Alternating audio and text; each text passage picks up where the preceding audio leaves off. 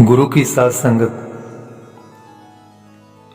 एक कथा आउंदी है कि जदों परमेश्वर ने संसार रच लिया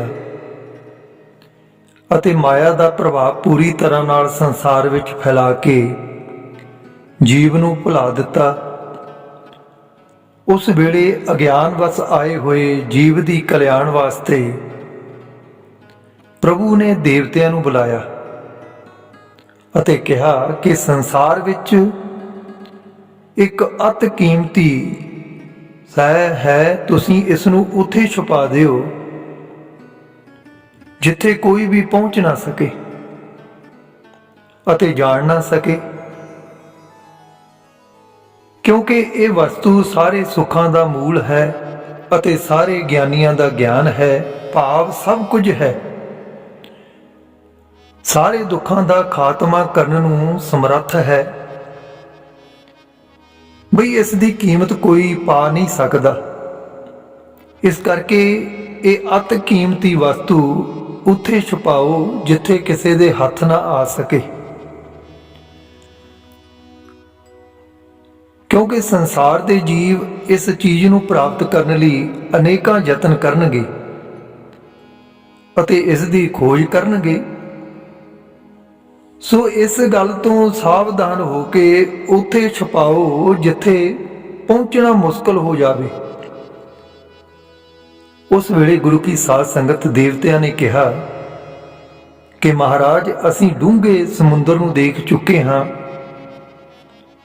बर्फां नाल लदे पहाड़ भी देखे हन, वड्डियां डूंघियां खाइयां भी देखियां हन, धरती दे अंदर भी देखिया है। जिथे हुक्म होवे आप जी दा असीं उत्थे इस नूं रख दईए। तां भगवान ने कहा, बई ये जो मैं मनुख बनाया है ना, मनुख इसने कोई थां अजिहे नहीं छड्डणे जिथे ये इसदी तलाश ना कर सके। इसने विज्ञान दे राही धरती दा पेट खोल के सोना चांदी तरल गैसां ਅਤੇ अनेक चीज़ां ਜਿਹੜੀਆਂ मैं गुप्त रखियां ਹਨ ਉਹ ਕੱਢ ਕੇ इसने माया ਦੇ ਪ੍ਰਭਾਵ ਵਿੱਚ ਆ ਕੇ ਆਪਣੀ ਵਰਤੋਂ ਵਿੱਚ ਲੈ ਲੈਣੀਆਂ ਨੇ। ਨਾ इसने ਪਹਾੜਾਂ ਦੀਆਂ ਚੋਟੀਆਂ ਛੱਡਣੀਆਂ ਹਨ, क्योंकि इसने यंत्र बना लेने हैं जिन्हां नूं हत्थ विच लैके डूंघियां खड्डां विच पईयां चीज़ां नूं खोज लएगा। इसने धरती दे दुआले घुम के आसमानां विच कोई थां नहीं छड्डना जिथे इसकी निगाह ना जावे। बाहरों तां इसने टोल लेना है, पर यह चीज़ जो मैं तुहानूं कहंदा हां ये बहुत कीमती है, ये किसी अधिकारी दे हत्थ विच ही आउणी चाहीदी है। सो इस करके इस नूं उत्थे छुपाओ जिथे मनुख इस तक पहुंच ना सके।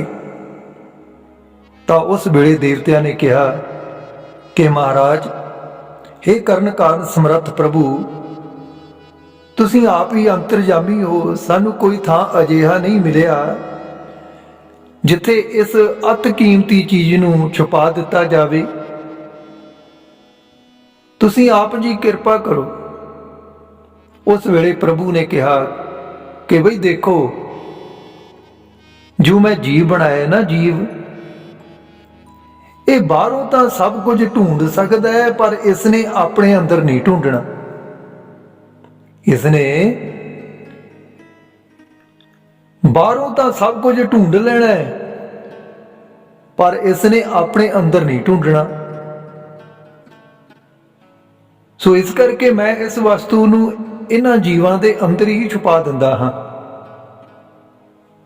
उस वेले देवतिया ने कहा कि हजूर, कदे ना कदे इस मनुख ने अंदर झाकना ही है, वो फिर अंदरों कढ़ लवेगा।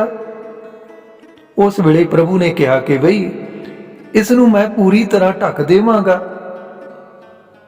इस उपर सब तो पहला हौमे दियां तैहां जमा देवांगा, जिस दे प्रभाव हेठां आके ये अपने आप नूं मेरे तो वख समझना शुरू कर देवेगा ਅਤੇ ਆਪਣੀ ਹੋਂਦ ਹੁੰਦੇ ਵੀ होंद कायम कर लवेगा। ਅਤੇ ਮੈਂ ਅਤੇ ਮੇਰੀ ਵਿੱਚ ਉਲਝ ਜਾਵੇਗਾ। ਇਸ ਨੂੰ ਰੋਗ ਲੱਗ ਜਾਵੇਗਾ, ਜਿਸ ਨੂੰ ਹਉਮੈ ਕਿਹਾ ਜਾਂਦਾ ਹੈ। ਜਿਸ ਚੀਜ਼ ਨੂੰ ਮੈਂ ਛੁਪਾਉਣਾ ਚਾਹੁੰਦਾ ਹਾਂ ਉਹ ਮੈਂ ਆਪ ਹੀ ਹਾਂ, ਉਹ ਕੋਈ ਹੋਰ ਦੂਜੀ ਸ਼ੈ ਨਹੀਂ। ਜਿਸ ਚੀਜ਼ ਨੂੰ ਮੈਂ ਛੁਪਾਉਣਾ ਚਾਹੁੰਦਾ ਹਾਂ ਬਈ ਉਹ ਮੈਂ ਹੀ ਹਾਂ। ਮੈਂ ਆਪ ਹੀ ਕਿਰਤ ਵਿੱਚ ਕਣ ਕਣ ਵਿੱਚ ਆ ਕੇ ਇਸ ਨੂੰ ਸੱਤਾ ਦੇਣੀ ਹੈ, ਪਰ ਇਹ ਅਗਿਆਨ ਵਸ ਹਉਮੈ ਦੇ ਅਧੀਨ ਮੈਨੂੰ ਅੰਦਰੋਂ ਨਹੀਂ ਪਾਲ ਸਕੇਗਾ। ਬਾਹਰੋਂ ਇਸ ਨੂੰ ਮਾਇਕ ਸੁੱਖਾਂ ਦੀ ਪ੍ਰਾਪਤੀ ਹੋਵੇਗੀ, ਪਰ ਇਹ ਸੰਤੁਸ਼ਟ ਨਹੀਂ ਹੋਵੇਗਾ। ਸੋ ਬਾਹਰਲੀਆਂ ਪ੍ਰਾਪਤੀਆਂ ਕਰਕੇ ਇਹ ਸੁੱਖ ਦੀ ਲੋਚਾ ਰੱਖੇਗਾ ਅਤੇ ਉਹਨਾਂ ਛਿਨ ਭੰਗਰ ਸੁੱਖਾਂ ਦੇ ਅਸਰ ਹੇਠ ਆਇਆ ਹੋਇਆ ਮੇਰੇ ਤੋਂ ਬੇਮੁਖ ਰਹੇਗਾ। ਪਰ ਮੈਂ ਇਸ ਦੀ ਕਲਿਆਣ ਵਾਸਤੇ ਆਪਣੇ ਅਤ ਪਿਆਰੇ ਸੰਤਾਂ ਨੂੰ ਇਹ ਕੰਮ ਸੌਂਪਾਂਗਾ ਕਿ ਤੁਸੀਂ ਬਈ ਇਸ ਜੀਵ ਨੂੰ ਝੂਠੇ ਸੁੱਖਾਂ ਵਿੱਚ ਗੁਲਤਾਨ ਹੋਏ ਨੂੰ ਸੱਚੇ ਸੁੱਖ ਦੀ ਸੋਝੀ ਦੇਵੋ। ਇਸ ਅਤ ਦੁਖੀ ਹੋਏ ਜੀਵ ਨੂੰ ਦੱਸੋ ਕਿ ਪਰਮ ਆਨੰਦ, ਪਰਮ ਸਤ, ਪਰਮ ਚੇਤਨ ਪ੍ਰਭੂ ਤੇਰੇ ਅੰਦਰ ਹੀ ਹੈ। ਤੇਰੀ ਉਸ ਨਾਲੋਂ ਵਿਥ ਤੇਰੀ ਹੰਗਤਾ ਤੇ ਮਮਤਾ ਨੇ ਪਾਈ ਹੋਈ ਹੈ। ਸੋ ਮੇਰੇ ਮਹਾਂਪੁਰਸ਼ ਇਸ ਨੂੰ ਇਸ ਗੱਲ ਦੀ ਸੂਝੀ ਦੇਣਗੇ ਕਿ ਜੇ ਸੁੱਖ ਨੂੰ ਤੂੰ ਭਾਲਦਾ ਫਿਰਦਾ ਉਹ ਤੇਰੇ ਅੰਦਰ ਹੈ। ਉਹ ਸੁੱਖ ਤੇਰੇ ਅੰਦਰ ਹੈ ਭਾਈ, ਜਿਸ ਨੂੰ ਤੂੰ ਭਾਲਦਾ ਫਿਰਦਾ। ਉਹ ਸਾਧੂ ਦੀ ਕਿਰਪਾ ਨਾਲ ਜੇ ਇਸ ਜੀਵ ਨੇ ਬਚਨ ਕਮਾ ਲਿਆ ਨਾ ਪਿਆਰਿਓ, ਤਾਂ ਇਹ ਜਨਮਾਂ ਜਨਮੰਤਰਾਂ ਦਾ ਵਿਛੜਿਆ ਹੋਇਆ ਮੈਨੂੰ ਮਿਲ ਪਵੇਗਾ। ਨਾਮ ਧਿਆਉਣ ਦੇ ਨਾਲ ਇਸ ਨੂੰ ਇਹ ਮੱਤ ਮਿਲ ਜਾਵੇਗਾ, ਜਿਸ ਨਾਲ ਇਹ ਇਸ ਗੁਪਤ ਖਜ਼ਾਨੇ ਨੂੰ ਅੰਦਰੋਂ ਹੀ ਭਾਲ ਲਵੇਗਾ। ਸੋ ਗੁਰੂ ਕੀ ਸਾਧ ਸੰਗਤ, ਪ੍ਰਭੂ ਨੇ ਕਿਹਾ ਕਿ ਸਭ ਤੋਂ ਪਹਿਲਾਂ ਉਸ ਉੱਪਰ ਹਉਮੈ ਦਾ ਕੂੜ ਕਵਾੜ ਹੋਵੇਗਾ ਜੋ ਨਿਰਾ ਹੀ ਰੋਗ ਹੈ। ਸੋ ਇਸ ਜੀਵ ਨੂੰ ਮੇਰੇ ਨਾਲ ਕਿਸੇ ਤਰ੍ਹਾਂ ਵੀ ਮਿਲਣ ਨਹੀਂ ਦੇਵੇਗਾ, ਕਿਉਂਕਿ ਹਉਮੈ ਤੱਤ ਸਦਾ ਹੀ ਪਰਿਪੂਰਨ ਨਾਮ ਦਾ ਵਿਰੋਧੀ ਤੱਤ ਹੋਣ ਕਰਕੇ ਆਪਣੀ ਹੋਂਦ ਛੱਡਣ ਲਈ ਤਿਆਰ ਨਹੀਂ ਹੋਵੇਗਾ। ਫਿਰ ਮੈਂ ਦੂਜੀ ਤੈ ਇਸ ਉੱਪਰ ਅਗਿਆਨ ਦੀ ਲਾਉਣੀ ਹੈ। ਫਿਰ ਅਨੇਕ ਕਿਸਮ ਦੇ ਰਸ ਕੁਰਸ ਜੋ ਜੀਵ ਨੂੰ ਸਦਾ ਹੀ ਮੋਹਿਤ ਰੱਖਣਗੇ, ਉਹਨਾਂ ਦੀ ਲਾਉਣੀ ਹੈ, ਜਿਸ ਕਰਕੇ ਆਤਮ ਤੱਤ ਨੂੰ ਖੋਜ ਕੇ ਪ੍ਰਾਪਤ ਕਰ ਲੈਣਾ ਇਸ ਜੀਵ ਲਈ ਬਹੁਤ ਹੀ ਅਸੰਭਵ ਹੋਵੇਗਾ। ਫਿਰ ਦੇਵਤਿਆਂ ਨੇ ਕਿਹਾ, ਮਹਾਰਾਜ ਇਹ ਆਤਮ ਧਨ ਪ੍ਰਾਪਤ ਕੌਣ ਕਰਾਵੇਗਾ? ਤਾਂ ਪ੍ਰਭੂ ਨੇ ਕਿਹਾ, ਪਿਆਰਿਓ ਮੇਰੇ ਵਿੱਚ ਅਭੇਦ ਹੋਏ ਗੁਰਮੁਖ ਇਹਨਾਂ ਤਹਾਂ ਨੂੰ ਖੁਣ ਕੇ ਆਤਮ ਸਾਖਸ਼ਾਤ ਕਰਾਉਣਗੇ, ਜੋ ਦਰਅਸਲ ਮੈਂ ਹੀ ਸੰਤ ਰੂਪ ਵਿੱਚ ਹੋਵਾਂਗਾ। ਗੁਰ ਉਪਦੇਸ਼ ਕਮਾ ਕੇ ਇਹ ਜੀਵ ਦੇ ਸਾਰੇ ਭਰਮਾਂ ਦਾ ਨਾਸ ਹੋਣ ਤੇ ਇਸ ਦੇ ਅਗਿਆਨ ਦਾ ਨਾਸ ਹੋ ਜਾਵੇਗਾ ਅਤੇ ਫਿਰ ਇਹ ਮੇਰੀ ਜੋਤੀ ਵਿੱਚ ਸਮਾ ਕੇ ਪਰਮ ਸੁਖੀ ਹੋ ਜਾਵੇਗਾ। ਪਰ ਇਸ ਲਈ ਖੋਜਣ ਦੀ ਅਤੀ ਲੋੜ ਹੈ। ਮੇਰੇ ਮਹਾਂਪੁਰਸ਼ ਇਸ ਨੂੰ ਉਹ ਮੰਤਰ ਦੇਣਗੇ ਜਿਸ ਦਾ ਜਾਪ ਕਰਕੇ ਇਹ ਕਰੜੀਆਂ ਤਹਾਂ ਵਿੱਚ ਵੱਡਾ ਸੁਰਾਖ ਕਰ ਦੇਵੇਗਾ। ਇਹ ਇੱਕ ਅਜਿਹੀ ਕਥਾ ਹੈ ਸਾਧ ਸੰਗਤ, ਜੋ ਪ੍ਰਤੀਕ ਰੂਪ ਦੇ ਵਿੱਚ ਸਾਨੂੰ ਇਹ ਦੱਸਦੀ ਹੈ ਕਿ ਵਾਹਿਗੁਰੂ ਜੀ ਤੇਰੇ ਅੰਦਰ ਸਮਾਏ ਹੋਏ ਹਨ। ਐ ਮਨੁੱਖ, ਐ ਜੀਵ ਆਤਮਾ, ਵਾਹਿਗੁਰੂ ਜੀ ਤੇਰੇ ਅੰਦਰ ਹੀ ਸਮਾਏ ਹੋਏ ਹਨ। ਆਤਮਾ ਪਰਮਾਤਮਾ ਇੱਕੋ ਹੀ ਹਨ, ਇਹ ਦੋ ਨਹੀਂ ਹਨ। ਉਸ ਨੂੰ ਸਾਖਸ਼ਾਤ ਕਰਨਾ ਤੇਰਾ ਪਰਮ ਮਨੋਰਥ ਹੈ। ਜਦੋਂ ਤੱਕ ਵਈ ਤੇਰਾ ਗੁਰਮੁਖ ਨਾਲ ਮਿਲਾਪ ਨਹੀਂ ਹੁੰਦਾ,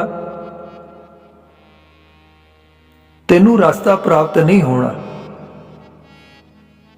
ਸੋ ਆਤਮ ਤੱਤ ਨੂੰ ਸਾਖਸ਼ਾਤ ਕਰਨ ਲਈ ਤਤ ਵੇਤੇ ਮਹਾਂਪੁਰਸ਼ ਦੀ ਆਵਸ਼ਕਤਾ ਹੈ।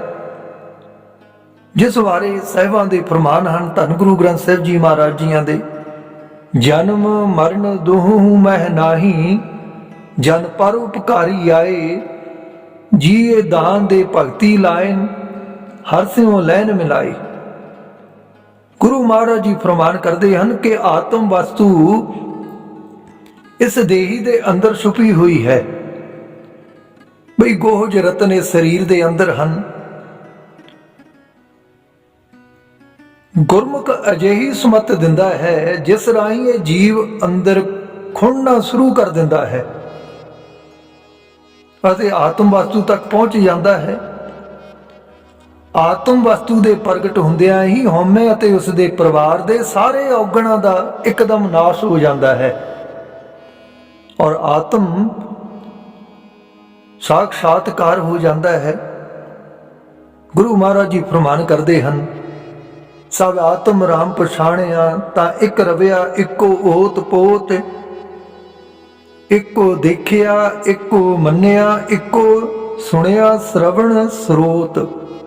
ਜਨ ਨਾਨਕ ਨਾਮ ਸਲਾਹੇ ਤੂੰ, ਸੱਚੋ ਸੱਚੇ ਸੇਵਾ ਤੇਰੀ ਹੋਤ। ਜਦੋਂ ਤੋਂ ਬਈ ਸੰਸਾਰ ਰਚਿਆ ਗਿਆ ਹੈ ਉਸ ਵੇਲੇ ਤੋਂ ਹੀ ਸੱਤ ਅਤੇ ਪਰਮ ਸੁਖ ਦੀ ਖੋਜ ਇਹ ਜੀਵ ਕਰ ਰਿਹਾ ਹੈ। ਇਸ ਨੇ ਬੇਅੰਤ ਜੁਗਤਾਂ ਤਰੀਕੇ ਸੱਤ ਤੱਕ ਪਹੁੰਚਣ ਦੇ ਵਰਤੇ ਹਨ। ਕਈ ਬਹੁਤ ਕਰੜੇ ਹਨ, ਕਈ ਸੁਖੈਨ ਹਨ, ਪਰ ਹਰ ਥਾਂ ਪ੍ਰਾਪਤੀ ਉਸ ਨੂੰ ਹੀ ਹੋਈ ਹੈ ਜਿਸ ਨੂੰ ਸਮਰੱਥ ਗੁਰੂ ਦਾ ਮਿਲਾਪ ਹੋਇਆ ਹੈ।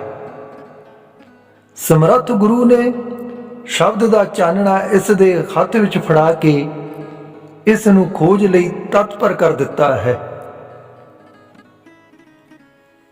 ਬਾਣੀ ਗੁਰੂ, ਗੁਰੂ ਹੈ ਬਾਣੀ, ਵਿੱਚ ਬਾਣੀ ਅੰਮ੍ਰਿਤ ਸਾਰੇ।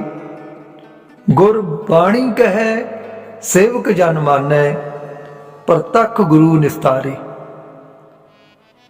ਵਾਹਿਗੁਰੂ ਨਾਮ ਜਹਾਜ ਹੈ, ਚੜੇ ਸੋ ਉਤਰੇ ਪਾਰ, ਜੋ ਸ਼ਰਧਾ ਕਰ ਸੇਵਦੇ, ਗੁਰ ਪਾਰ ਉਤਾਰਨ ਹਾਰ। ਸਵਾਉ ਗੁਰੂ ਕੀ ਸਾਧ ਸੰਗਤ। ਧੰਨ ਸਾਹਿਬ ਸ੍ਰੀ ਗੁਰੂ ਗ੍ਰੰਥ ਸਾਹਿਬ ਮਹਾਰਾਜ ਜੀਆਂ ਦੀ ਪਾਵਨ ਪਵਿੱਤਰ ਬਾਣੀ ਦਾ ਨਿਰੰਤਰ ਜਾਪ ਪਾਠ ਕਰਕੇ ਅਸੀਂ ਆਪਣੇ ਆਪੇ ਦੀ ਖੋਜ ਕਰਨੀ ਹੈ, ਆਤਮ ਖੋਜ ਕਰਨੀ ਹੈ। ਉਹ ਰਸਤਾ ਧੰਨ ਗੁਰੂ ਗ੍ਰੰਥ ਸਾਹਿਬ ਜੀ ਮਹਾਰਾਜ ਜੀ ਦੱਸਦੇ ਹਨ। ਜੇ ਸਾਨੂੰ ਗੱਲ ਸਮਝ ਨਹੀਂ ਪੈਂਦੀ ਤਾਂ ਤਤ ਵੇਤੇ ਮਹਾਂਪੁਰਖਾਂ ਦੀ ਸੰਗਤ ਔਰ ਗੁਰਮੁਖ ਪਿਆਰਿਆਂ ਦੀ ਸੰਗਤ ਕਰਕੇ ਅਸੀਂ ਇਸ ਖੇਡ ਨੂੰ ਸਮਝ ਸਕਦੇ ਹਾਂ। ਸੋ ਆਓ ਵੱਧ ਤੋਂ ਵੱਧ ਗੁਰਮੁਖਾਂ ਦੀ ਮਹਾਂਪੁਰਖਾਂ ਦੀ ਸੰਗਤ ਕਰੀਏ, ਵੱਧ ਤੋਂ ਵੱਧ ਬਾਣੀ ਦਾ ਆਪ ਪਾਠ ਕਰੀਏ, ਵਿਚਾਰੀਏ, ਕਿਉਂਕਿ ਗੁਰਬਾਣੀ ਸਾਨੂੰ ਆਪੇ ਦੀ ਖੋਜ ਦੇ ਲਈ ਮਾਰਗਦਰਸ਼ਨ ਕਰਦੀ ਹੈ। ਗੁਰਬਾਣੀ ਪੜ੍ਹੀਏ, ਵਿਚਾਰੀਏ ਤੇ ਵੱਧ ਤੋਂ ਵੱਧ ਲਾਭ ਲਈਏ। ਆਪਣੀ ਜੀਵਨ ਦੀ ਯਾਤਰਾ ਨੂੰ ਸਫਲ ਕਰਕੇ ਸੰਸਾਰ ਤੋਂ ਜਾਈਏ। ਹੋਈਆਂ ਭੁੱਲਾਂ ਚੁੱਕਾਂ ਦੀ ਖਿਮਾ ਕਰਨੀ ਜੀ। ਜੇ ਆਪ ਜੀ ਨੂੰ ਇਹ ਵਿਚਾਰ ਚੰਗੀ ਲੱਗੀ ਤਾਂ ਵੱਧ ਤੋਂ ਵੱਧ ਅੱਗੇ ਸ਼ੇਅਰ ਕਰਨ ਦੀ ਕਿਰਪਾਲਤਾ ਕਰਨੀ, ਲਾਈਕ ਔਰ ਕਮੈਂਟ ਕਰਨਾ ਨਾ ਭੁੱਲਣਾ ਜੀ। ਇਸ YouTube ਚੈਨਲ ਨੂੰ ਸਬਸਕ੍ਰਾਈਬ ਕਰਨ ਦੀ ਕਿਰਪਾਲਤਾ ਕਰਨੀ ਜੀ। ਵਾਹਿਗੁਰੂ ਜੀ ਕਾ ਖਾਲਸਾ, ਵਾਹਿਗੁਰੂ ਜੀ ਕੀ ਫਤਿਹ।